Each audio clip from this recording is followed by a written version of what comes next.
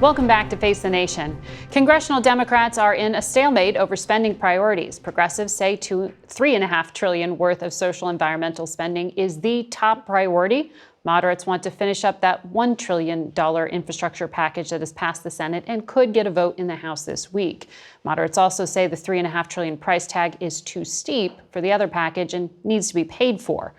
We're also headed for a government shutdown later this week unless Congress can agree on an extension of funding when the fiscal year ends. So a very busy week ahead of her. And now Pramila Jayapal of Washington is leading the progressives in the House and joins us on set. Good morning to you. Good morning, Margaret. Congresswoman, I want to get to this very busy agenda, but first, have your reaction to the conversation we just had on police reform.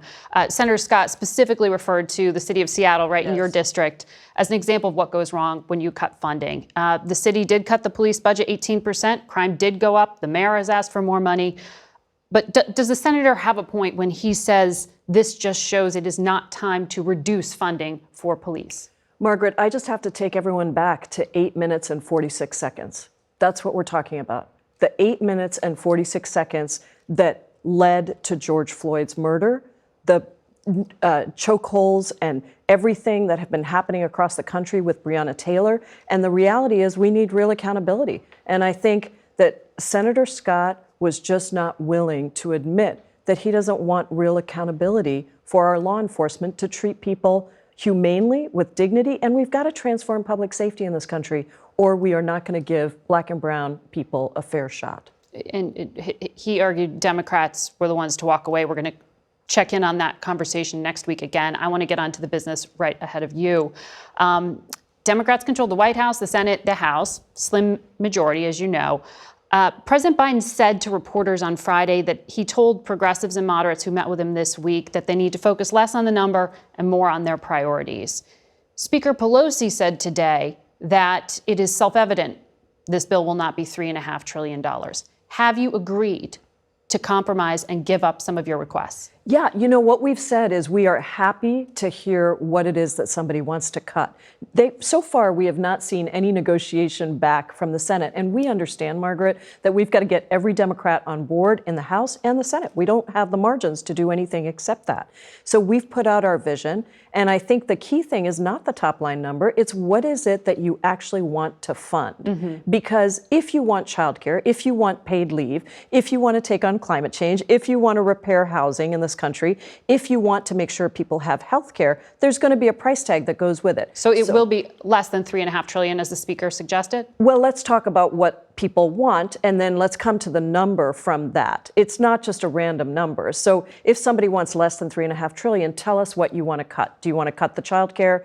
Do you want to cut paid leave? What is it you want to cut? And then let's figure it out from there. But President Biden also said something very important the other day, which is this is a $0 bill because it's going to be completely paid for with taxes on the wealthiest and the largest. The Joint Committee on Taxation says actually that in raising this revenue, taxes could go up at least 2% on those making between $200,000 and $500,000 a year. It also will raise taxes for corporations and those who are wealthier. So it's not no cost.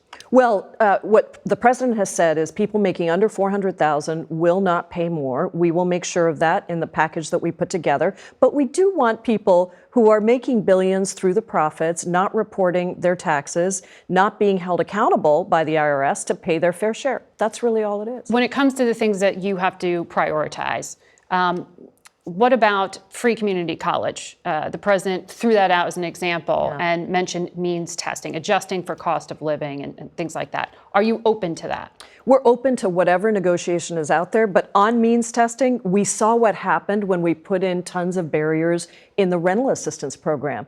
People didn't get it. If you have a 25-page document that somebody has to go through to figure out whether or not they qualify, the most vulnerable are not going to get the assistance they need. So I think we should be universal in our programs, make sure people get the benefits immediately, and make it as easy as possible to get this assistance out to the people who need it the most.